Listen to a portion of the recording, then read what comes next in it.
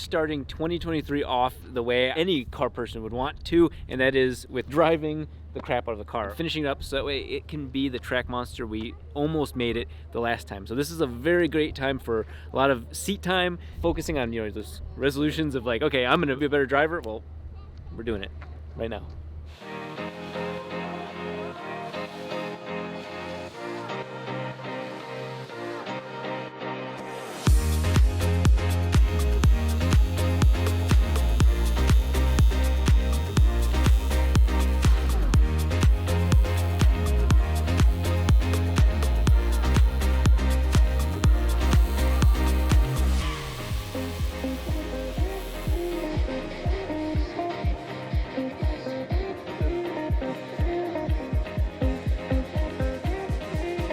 Oil coolers normally come with ORB fittings, and the cool thing that Speedflow just released this year is this oil cooler fitting, which puts the fitting and the ORB into one. So that way you don't have to have an ORB to a male AN and then have a fitting onto that, which makes it bulky. So this is the next kind of best solution. This is a little bit smaller, so what I had on there before, but I want to move the oil coolers up so that way the oil cooler has more space to get more air, more airflow and ducting and all that other fun stuff. So you save about inch and a half, somewhere about there. And one thing that actually threw me off with using these ones, these actually use Speedflow's 100 series hose as opposed to the 200 series hose. This 200 series hose is a black stainless or a stainless steel PTFE on the inside, what I've been showing you guys before. But since this is a different type and it needs to be able to move around and twist and do all that fun stuff like this. If you're gonna do that, be sure to buy the right series hose because I didn't have that before. If you want to be a piece of shit, you leave it all the way down like that, so that way you give it a nice smile. No. Yeah. No. Joel sees nothing wrong with that. Yeah, Joel's like, yeah. But so I was gonna show you guys a little tip or trick. When it's nylon like this, and like I said before, this is the Nomex coated stuff, so I could burn this stuff and it does not burn, which is absolutely amazing. I felt really more confident about their nylon stuff. But when you do a fitting, you can't just go cut it like right here. You gotta look on the inside. When I first started making hoses, I kind of made them off by like a 1/4 inch or whatever. And it's not a big difference, but when you're trying to make exact hoses. So I put tape on here. Tape is nice because you can mark it and then it holds all the nylon in. So I know the hose is gonna come up to right here, this spot. So I'm just gonna go ahead and it's mark about, it. yeah. Just put it up a little more, that way I have like a 1/16 of an inch. The one thing about being this exact is that means that you're going to have to put some sort of rubber on this because it is going to slowly. Well, That's Nomex. That's why it's Nomex.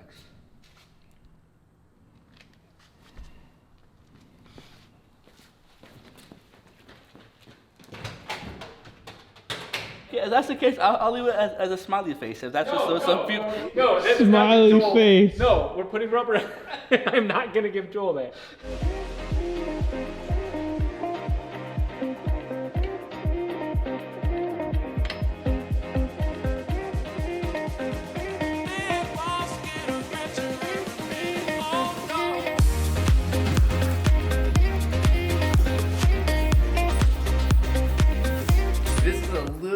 More than I was expecting. This is actually, really is a small merch drop, but 2023 is a new year and we're doing things slightly different.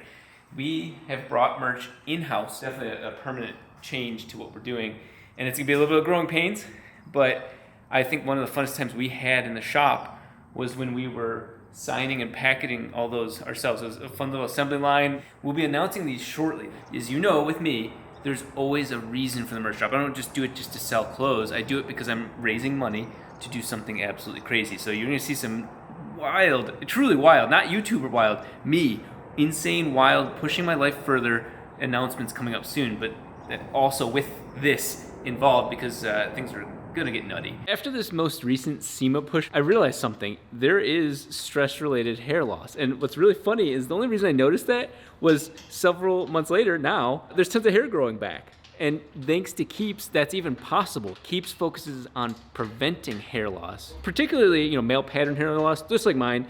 thinning in the corners, thinning on the top. I've been working with Keeps for many years as a customer first and then now spreading the good word. There's so many solutions on their website. You can check it out. There's tons of answers and clearly it's working. It's backed by science. The process is simple. It's straightforward. I was all nervous about going to the doctors. Keeps has it all. The coolest part is I just celebrated my 39th birthday and I'm far beyond the age and the statistic. 2 out of every 3 men experience some form of male pattern hair loss by the time they are 35. And as you can tell, I get to be the outlier because of Keeps. Hair loss stops with Keeps. To get a special offer, go to keeps.com/RobDahm to learn more. That's keeps.com/RobDahm.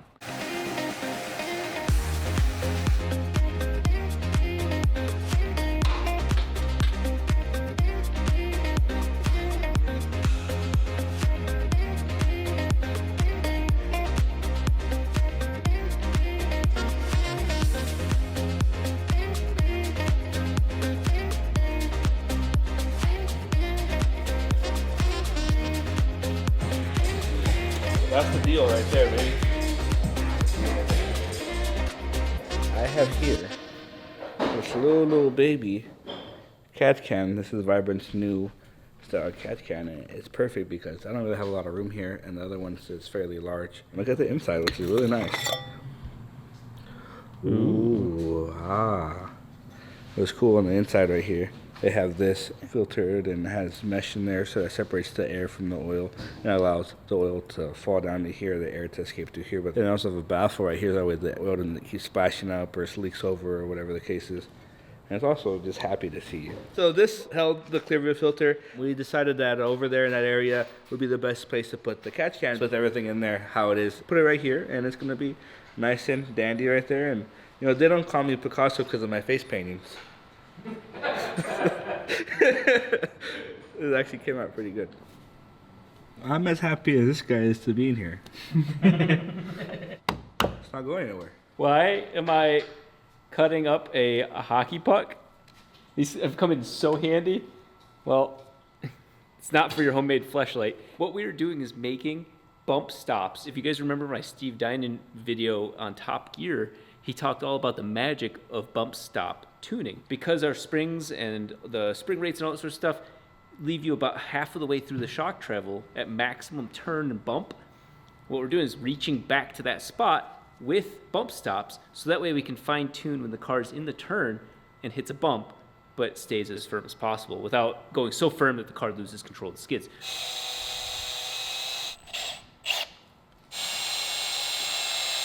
We just made a bump stop. This is far from perfect, but you can see this shock has existing bump stops, very firm. This cone is meant to be an increasing spring rate. And so this is also medium soft. That's exactly what will happen. That actually moved more than I was expecting, but it's really wild. It's only compressed and has pressure because this type of tube, one side has the shaft and the other side is just a flat piston. So there's more surface area on one side than the other side. And that's why the pressurization pushes against it. I was just working on putting all the shocks back together and everything. You can hear that clinking. I found that the previous owner of the car had used 2 nuts to position the sway bar, the anti-roll, anti-sway bar linkage. And so what you're hearing me doing is it's just sliding the Heim joint back and forth like this. So it wasn't even anti-rolling anytime immediately until it finally slid and then hit and caught the edge. We're gonna put some spacers back in there so that way when one wheel hits a bump, it translates all the way over to the other side instead of sliding before it finally catches. So this car is gonna handle a lot better between the hockey pucks and that and the slightly firmer springs. We have a lot of really cool simple solutions to this. It just requires stopping, waiting for storage to open up and being proper with your solutions. This is the bolt that holds on to the Heim joint that holds on to the anti-roll bar. And I went out to McFadden and got these. We're using it as a spacer. It's actually US spec. This is a metric bolt, but opening up just a little bit gives me the correct amount of space to fit the bolt, but also hit the head of the Heim joint, which, as many of you guys know, the bigger the surface the Heim joint's sitting on, the less it can articulate. So this is kind of allowing it to have higher misalignment, and misalignment it needs. The trick to all this isn't my trick at all. It's actually Mazda's. So you see that right there? Why is that not just aluminum? Why is this machined out? It's actually a bushing, a piece inside of the aluminum outer, a steel inner piece, that with enough force can be pushed in or out. Why? Well, what we do is we thread it from this side, or at least push it in from this side. When you tighten this down, you don't tighten to the aluminum, you tighten to this spacer, and it pulls it all the way in. So this side actually doesn't hold it to the aluminum, it actually just holds it to this inner bushing, and that bushing can't pop in and out because the other side isn't a bushing. It allows the whole assembly to collapse in on itself. If you don't put enough in there and you tighten it, you'll actually collapse to the point that that bushing goes and falls out of the aluminum. As I took pliers and pulled the bushing outward, giving us even more slop, but giving us the right amount of space for one of these. So we're gonna go ahead and put one of these in here. You're gonna hear, oh man, there's still slop. As soon as you tighten that nut down onto that, the slop goes away. We'll simply just tighten down, and we don't need to brute strength that. Not bad. And the only one that's clicking now is this bottom one. This actually shows you exactly the limitations if you don't put spacers on there. So you see how that Heim joint is hitting the head of the bolt. Thankfully, I know that this side doesn't have to misalign as much because misaligning up and down doesn't move that extreme. So I'm not too worried about this side to side. What's important is that there are high misalignment spacers for this, but if you don't need high misalignment, you don't use high misalignment. If you know the travel range is X amount of degrees, not necessary, and that's exactly the case here. But I want to make sure everything's nice and snug. So now, honest to God, I think this car is going to run like it's on rails, like the C5. That is a massive difference for when you turn and the car heaves. What this would do, if you're wondering what it would do in a car, you would turn and you would push, on the outer wheel, you'd start to weight transfer as if there's no sway bar. Single shock handling all the load, and then finally these would slide, hit, and then cause the other shock to now add all the other spring rate with this additional force in there that would increase your chance of upsetting the car for sure, because the tire's all of a sudden experiencing different loads. So this is a piece of metal, and all this is meant to do is to catch the air from going around the oil cooler. So remember, I moved them way forward, so that way this is way nicer and it's not as much duct and everything like that, but there's still air that could go around it. Since this is already far forward, it's just going to be a little C piece that kind of goes over it, and let's just kind of hope it fits. Oh, I see. Before, we had the splitter going into right here, and you had to undo this to do that, to put it on there like that, and then that falls out. So what we're doing this time, Rob got me these nice all-threads, so instead of getting me like a 3-4 foot all-thread thing, he actually found these studs. Put these in there, tighten this up so that way the sway bar is always tight, and then the splitter is going to go on and off of some standoffs that I make here. But also, since I raised this up a tad bit, we're going to have to do something right here. This bumper is cracked right here, and then this right here is completely gone. So I got a nice fiberglass kit, and so what I'm going to try to do is I'm going to try to fix this up right here, and instead of having bolts that have the hex heads at the bottom, I'm going to go ahead and do some juice fasteners on the bottom, because even if you slide and scratch the juice fastener, it's still really easy to get it off because it's just a flat head. All I did was just went ahead with the holes that we already had, and I made the bigger holes with my 2 smaller holes for my juice fastener. So this guy goes in there like that, then I rivet it in. Inside of the bumper, the little lip that I want to bolt it to is gone and not strong and fiberglass. Mount these 3 together, be able to put it in the backside of the bumper, fiberglass it all in so that way this has a strong spot to bolt up against you.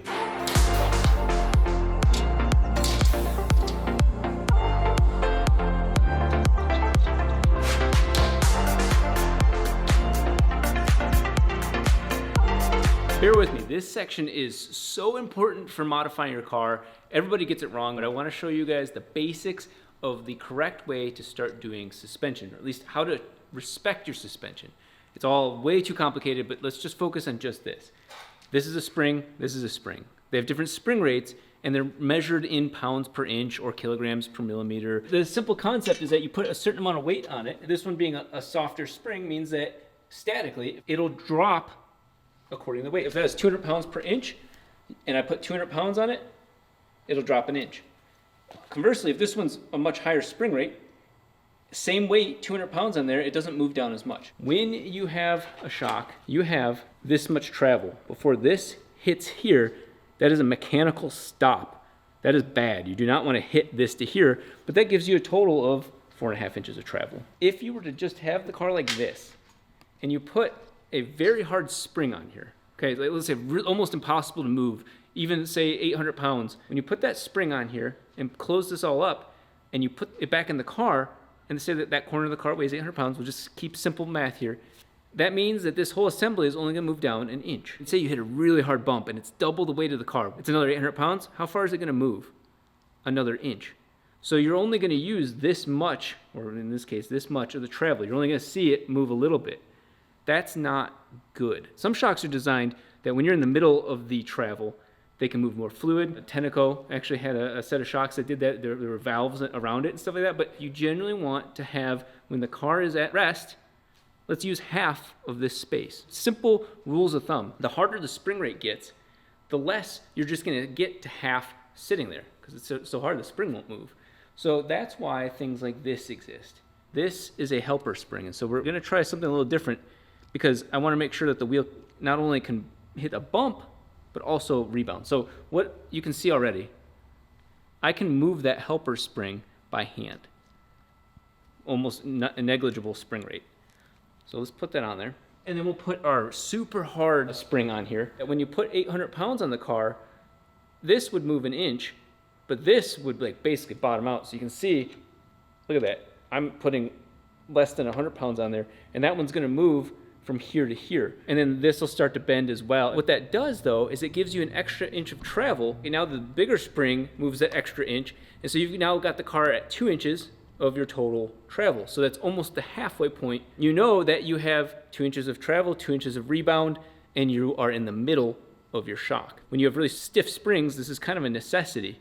You can work without them, but the problem is when you weight transfer and get weight off that tire, there's a chance that you'll actually have the tire with the spring doing this. And that's really bad, especially on most of them because they have guides and stuff like that, and it could actually wedge. You want to know where your spring and all of this is at ride height, because that's the only way that you can tune the even more sexy part of the shock, which is the bump stuff. As you saw earlier in the video, we were doing this, artificially bringing the whole travel down, forcing it to hit the bump stop sooner, instead of actually solving the bigger problem. It also works. There's benefits to doing it both ways. So when we put these back on, and now you look at the total travel, we were at almost 5 inches, and now we're at 3.5 before the bump stop starts to happen. So I want to make sure that when I set the car down, that it goes up 2 inches, and then we have another inch of spring rate, and then when it really starts getting crazy, we start hitting into the bump stop, and that massively increases the spring rate. It's almost progressive too. So it's like, say the spring rate's 800, now we're going 900, 1,000, and so on until infinity. It's a much more predictable thing, and it's much more firm. This is where you start getting to bump stop tuning. And when we go to the track tomorrow, I might change the resting height of this. Maybe I want it to start at 2.5, so we have less than an inch, and then it starts going to bump stop. That's the sort of thing that we're gonna be fine tuning. This is a proper way of doing that. The way we were doing it before works, and we may use that in the future, but this is much, much better. So tight. We have found a very fast way to get shocks in and out. It has to do with the sway bar. We used to always disconnect, you have to disconnect the sway bar to let everything get loose enough, but now we keep all the sway bar stuff in, and it's really just the 3 bolts, the bottom bolt and then the 2 upper control arm bolts, and using the lift to our advantage, 3 bolts, and we can get this in and out. So the very first thing you notice is there's more droop than the other setup, so we're gonna see just how far this goes back up. Now I wanna point out, motion ratios prevent you from saying, oh, 4 inches from here to here is travel. Very rarely the motion ratio is 1-to-1. Only McPherson struts, 1 inch on the shock travel is 1 inch on the suspension. Go ahead and lower it, and we're gonna see just how far this goes, and I'm gonna get under the car and measure the total height of the springs after it's fully compressed. Whoa. Okay, That's so sick. I like this. This is. I have a 16K spring on there. That's what the helper spring can do. Oh wow, Isn't that cool? that is actually really cool. So that's going to happen regardless. It's going to bottom out. What this tells us is that very clearly we're probably hitting the bump stops like all the way to the limit of something. I'm actually going to measure and tell you just how far of the travel that was. It's now just shy of 3 inches down. The shock's not bottoming out. It's the suspension. Right now, we would have an extra inch plus of travel. So we'll raise that a little bit, but the tire's still gonna be under here. I'm not even worried about out here yet. Worried about in here. Now, once we get that right, then we raise and lower the shock body to get the correct ride height. But it's really deceiving because you'd think, oh man, we messed up big time when we actually didn't. I just spent the last little bit adjusting the bottom part of the shock to bring it up. And I want to show you just how effective what we've just done is. Now there are other ways to do the same thing, but this is probably the best use of the entire shock. So watch this. We're gonna loosen the coils all the way up so the valving really isn't playing much effect other than just letting the shock.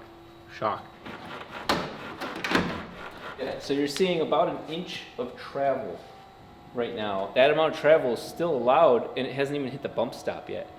Inch of body travel is about a ½ inch of shock travel, and it's not until we get over an inch and a half do we start hitting the bump stops. Is that the right formula? We'll find out at the track. I'm pretty impressed with the Öhlins overall, and they're forcing me to be a better builder. But Oh yeah. so you can see much more stability or prediction for this car. So I'm impressed and I'm blown away at how soft 16K springs are on the front of an RX-7F.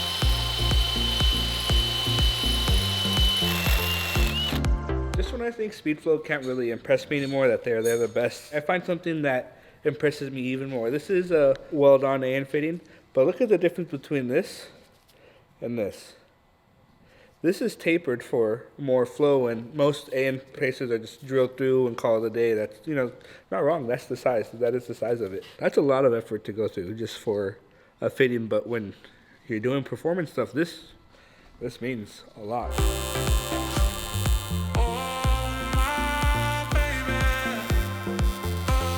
On turbo rotary motors, there's an oil drain in the back. So this is the 3-rotor came turbo, so there's an oil drain in the back. FD came turbo, there's an oil drain in the back.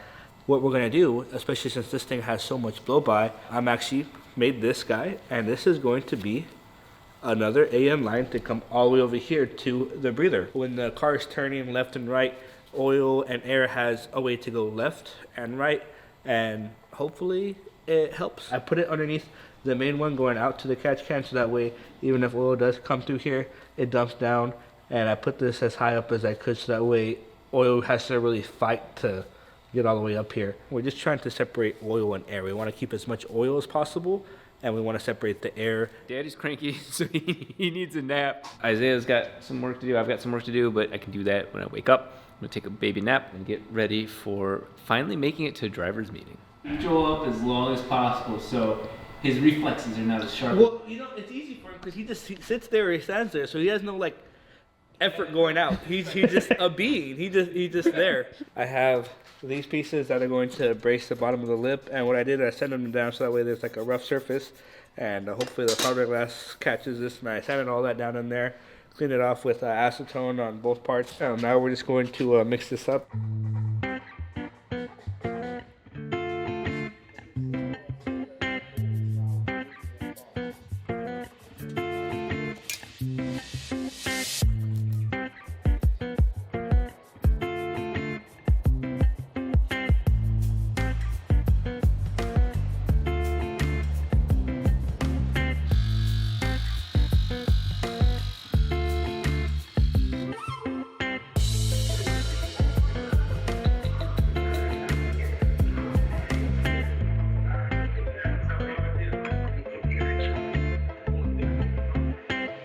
I now have both of the fans wired up to just fire up on the same circuit, and I was kind of curious how much current we were going to use because I just have them going to full even though they're PWM fans.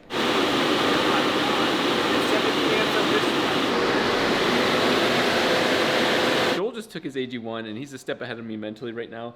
He came up with a cool solution. We are actually going to utilize a very manual switch from the IndyCar to be able to override the fans on the 3-rotor. I've just wired up the fans to a nice little relay. We're gonna go ahead and put them on the door frame. Feel that? Your ducting works really well. Oh yeah. It sucks. Your ducting sucks. I know. You know what else does? But no, this is great. I can actually feel the air being pulled from all the way out here instead of when there's no ducting. It's just being recycled inside of the bumper. It's a manual override, so I don't have to think about the fans coming on or off at all. Is he doing like time attack or something like that? Global time attack? That's a mess.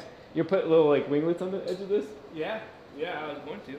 I love to make people's visions come to life, so I'm gonna let my little child do some arts and crafts today. Joel is trying to out AG1, the AG1 man. I put 2 packets of AG1. I put 3 packets of AG1. Yeah, big brain power now. Yeah. So Joel has his, what is it, GS75S Sport. I don't know right? what you're saying right now, Your- dude. what's My your- Q50 Red Sport? Yeah, so he's got letters, some numbers, and so it doesn't matter because all it matters is what the shape of the headlights are because you'll be way behind me. Excuse me while I sign this. Yes, young man, you want me to... Yes, yeah. Can you sign my splitter? Yeah. What if we just leave it like this? That's horrible. Yeah, I was thinking the same thing. Okay, fuck both. You're dismissed. You're dismissed. No, I didn't say exacts, but what I'm showing you is the general shape. It's hard when people don't really have a vision. Oh, You know. I'm I get the gist. It's like a. Oh, okay. I see what you're this is spitting salt at. bay. You don't control where the salt lands. You just know where it's going. I like doing that because even if you don't know the exact radius of whatever you're bending, it's an organic thing. So it's real nice on the eyes, and like he saw, and he moved it around a little bit, and it's just easy to do without 5 years of math and the quadratic formula and this and that.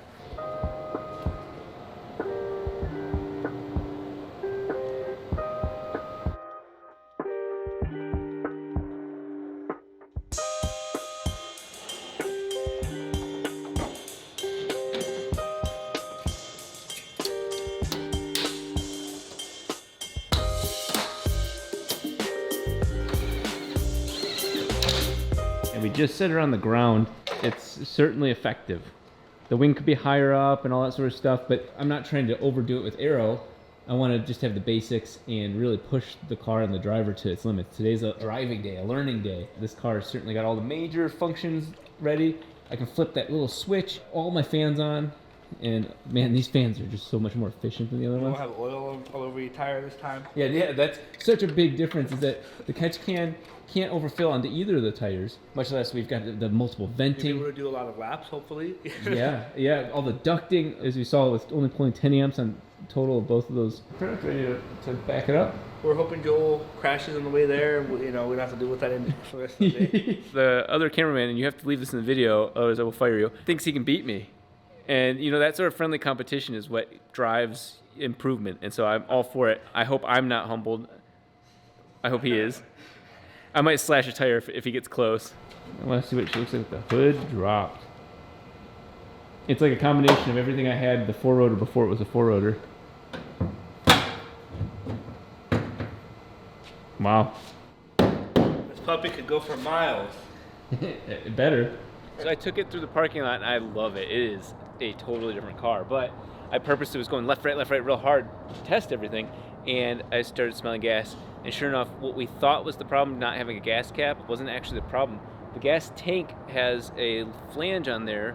We have the rubber gasket or whatever it is on top there, but the flange underneath it, the metal one, is warped. And so we're straightening that up, kind of resetting the metal flange so when you tighten it back down, metal on metal and the gasket. So we were spilling a lot of fuel, pulling G's, going sideways in this car, and we're gonna have none of those problems now. We'll just fix that up and then we're ready to head out. Fuel issue resolved, cleaned up, fixed up, addressed as much as possible. We're gonna go ahead and load it on and make it out there finally, a couple hours late. But I'm curious, do you think it's gonna make it up there with the lip on? Let's see what happens. Not even close. Yeah, I didn't even think it was gonna be close. It's gonna be. Maybe good, maybe shit. Sometimes maybe good, sometimes maybe shit.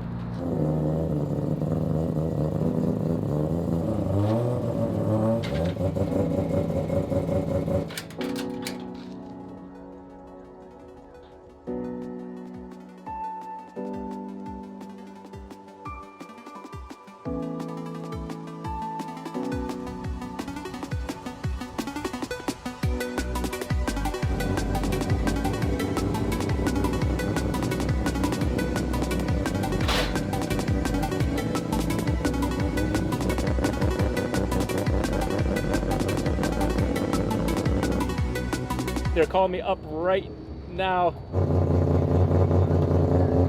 Okay, here we go, beginner class.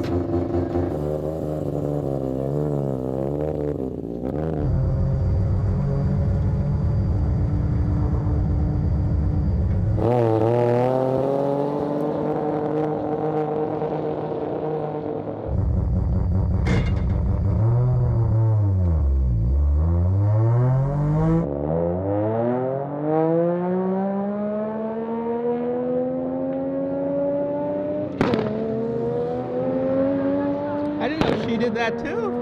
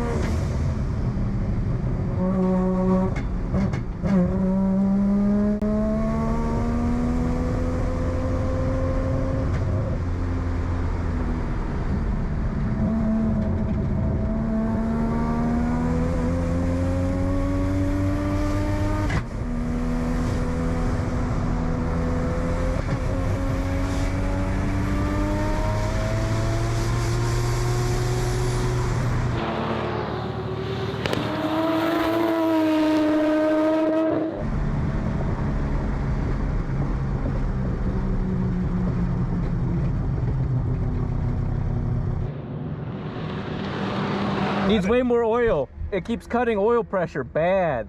And the damn thing keeps going to safe mode because there's not enough oil in the car. So it does it at really weird spots. Low oil, cuts the car. You'll see it in the video. It's just, it's very dangerous. Very fucking dangerous what's going on. We're gonna give it more oil. I'm gonna turn that safety off because it's not actually losing oil. We need to solve the problem. You ever seen the dipstick trick?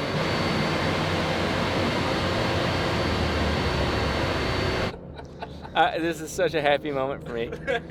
This is how it's really done. Not the cool big moments, tons of flames. This is actually where growth is done. I kept having my oil pressure trigger not in turns. You'll see in the video, it's all over the place. It doesn't actually make much sense. So we added more oil because we had just changed the oil, and I've reduced the low end of what the oil should be alerting at. So I originally had it like 50, 60 PSI because I wanted over 100. I changed it down to 29, 30. It's either on or off. Oil pressure slowly degrades. You know, if your bearings start wearing, you get larger bearing clearances, you can shoot more oil through that, pressure drops. But in this case, what I'm trying to avoid is oil gone. And so I think I had the oil sensor too high and then instantly cut power and went to 3,000 RPM to try and save me. And you can see it messing with the car. That said, the coolant system, so much better. Now we were just finally pushing into the fan zone because I have the fans coming out at 185.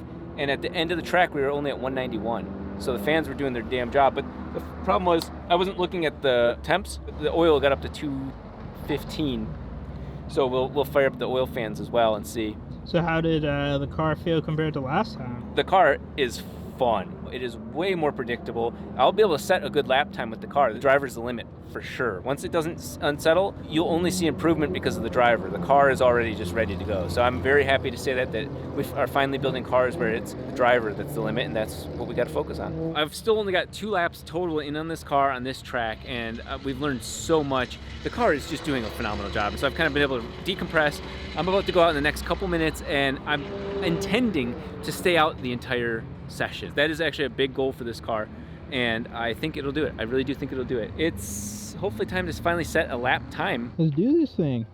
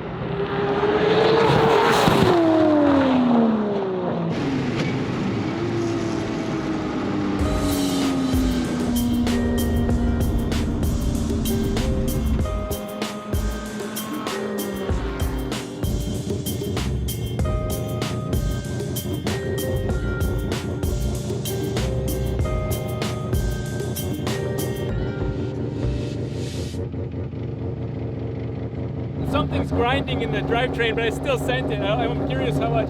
Oil temperatures are still staying high, but coolant temps are. Oh, it's getting smoky. Yeah, that's something in here. We'll take a look. Whoa. Oh, 142. I was That's aiming not for bad. 143. Yeah. Thank Good you. job. Thank you. Joel's what? 141. Yeah. Yeah. I got it in there. I got it in there. This car is amazing. The cool thing about having a rotor is on cold days, you don't need a heater. You just look at the car, make sure everything's going good, and you're just warmed up. I forgot how much heat a 3-rotor causes. This is all ceramic coated and everything like that, but just hot lapping it is just, it's a beating. But she's doing amazing. So that is what was hitting and causing smoke. Is hitting the drive shaft? That's what that is. Yeah, it self-clearance itself, so I'm gonna try to take the bolt out right now. So many things self-clearance themselves, and so the drive shaft just self-clearance that bolt. And I don't know why this thing was so long. All it does is hold in the e-brake. So they would go without an e-brake bolt. The e-brake is still in there, so it's not like it's not gonna work, but We don't really need it anyway. all gas, no brakes. That was an incredible run. I'm looking at all the logs, and so I am going to turn up the boost in 3rd gear. It's at the point where I know where the car is at. Even in this colder weather, it's under what the traction is. And so I added about 25% more boost. That doesn't mean 25% more power, but 25% more boost.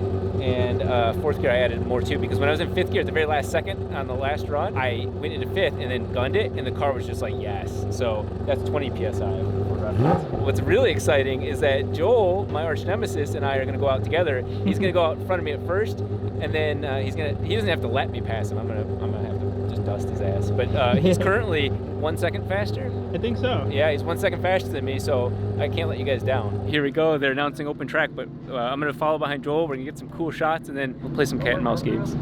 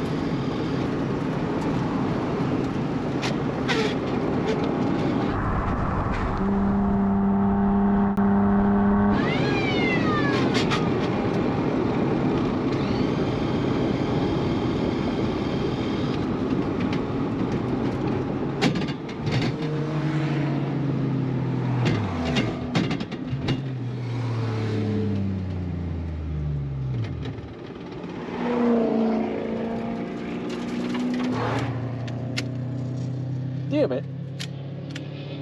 What did I do?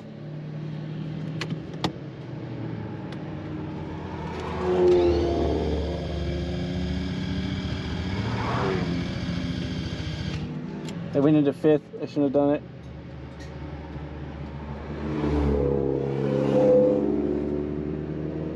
Come on, baby.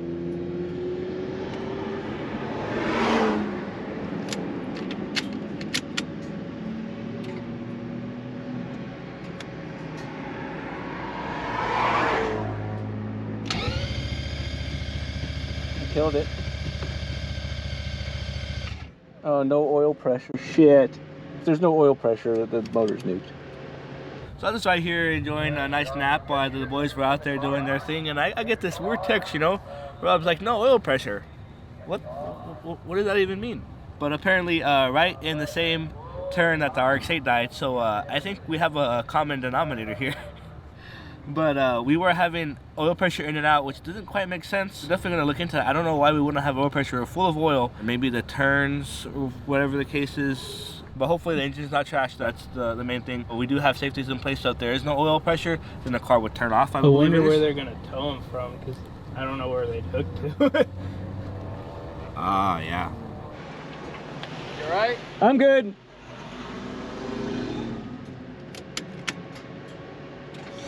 No tow hook? Yeah, sadly. I got a bar in the front if we pop the hood. See, there's a bar in the front if he pops the hood. Let me see so I can see. Go ahead, Pop. I noticed I'm out of fuel. Yeah, this thing sounds mean, by the way. Thank you. Thank you. I think I ran out of gas at the worst possible time. Fucking got it. Oh, fuck yeah. How many pounds you pushing? That time I was closer to 700 to the wheels. It does 1,033. Jeez. Fully built? Yeah.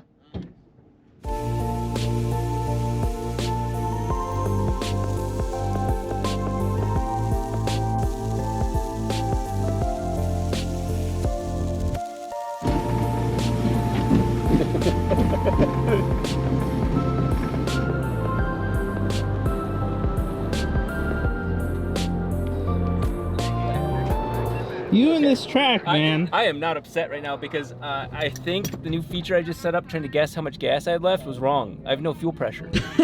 So it loses oil pressure too, but if I blew the motor, it's because I ran out of gas and just was in fifth gear. That's insane. Yeah. You shot a sick ass flame when you went by me. Good. Yeah, so right now when I prime the car, I get no fuel pressure. So we'll add some fuel into it. And see what happens. Yeah. Dude, that was not the time to go out. There's too many people. We had too many people doing God knows what, beginning to be a fun run with you and me, because we were like, okay, now I can see where his car's faster and where I can get, and I was learning. It was perfect. Yeah, you were on my ass in some sections. Yeah, and that wasn't even from power. I was actually, okay, you know what, I'll try and hug the turns. So yeah, it'd be neat to watch that footage, because I learned a lot doing that. This thing's a beast. It'll start back Yeah, this is another step of learning. I'm not even like phased by this, because everything we're gathering, like we were starting to really do some fun laps in this thing. Today I found out that the problem is not with a car or a setup or anything. The problem simply exists between the steering wheel and the driver's seat. This common denominator, same turn, same person, different cars. He's just a bad guy. It's out of fuel and it's telling me I have 12 gallons left. I think what happened realistically is that I lost fuel pressure at full tilt, and then it probably hurt the motor. I mean, that would make sense. Let's see if fuel pressure builds. I'm at 12. Yeah, I have lost fuel pressure, but I don't think we're empty. So it's illuminating because we blew a fuse.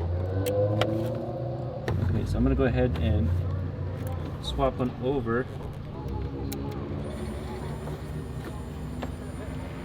Okay, so there's the fuel system coming back. But we blew a fuse on the fuel system, and the problem is it's a mechanical fuse, so it didn't retry. Fifth gear, wide open. And so it probably dumped too much fuel and popped the fuse, just strained the system. Oh, oil pressure's coming back.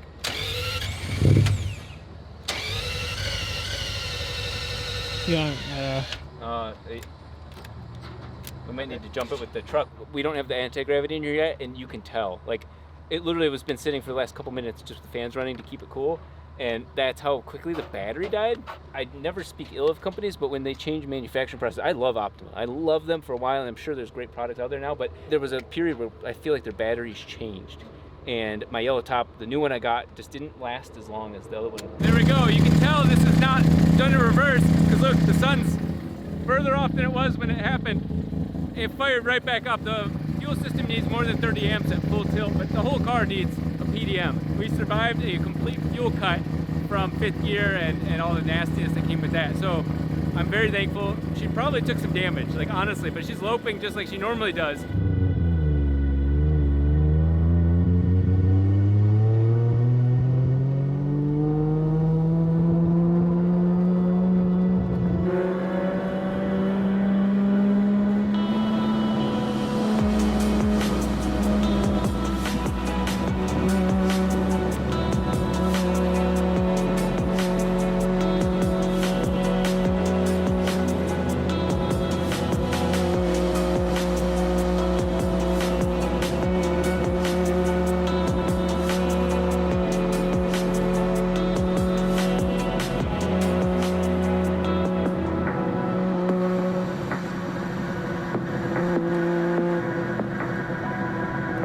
When you're in the moment, you're so flustered or whatever, but when you look at those shots later, you're like, that was my life at that moment? Oh my God, you gotta appreciate life more. Everybody needs to, because it's so damn short, but even the 3 rotors enjoying it right now. It's always a good day when I can just sit back and do like 3 things and just watch someone go have fun. See these kids grow. One bolt. Me get a boo-boo. Oh, it's okay. Get a little bandage, you know, go back You out there and play. slap yeah, go back out. For those of you guys that are making it to this part of the video and are, you know, like car enthusiasts, like I want to go out to the track and everything like that, this is a very weird way of doing it, is that, you know, you don't bring a 1,000 horsepower car to the track, but at the same time, I want you to see the mistakes are very obvious and very basic, and that's for every car, not the custom, like all the stuff that we did, none of that had a problem. All of our work isn't the problem. It was a fuse. It was, you know, simple, small stuff. Starter wire came off. Starter wire came off, yeah. It affects even us. And so it's really neat though, because now you're seeing me become a driver. I think the favorite thing, and this is rest in peace to Ken Block, is that people would say that he has no mechanical sympathy. Well, we're 100% mechanical sympathists. Now let's use what we built. We gotta break these cars now. They're all running. We gotta break them somehow. Yeah. They're still all running. Yeah. It's gonna be a fun year, guys. Yeah. Show one.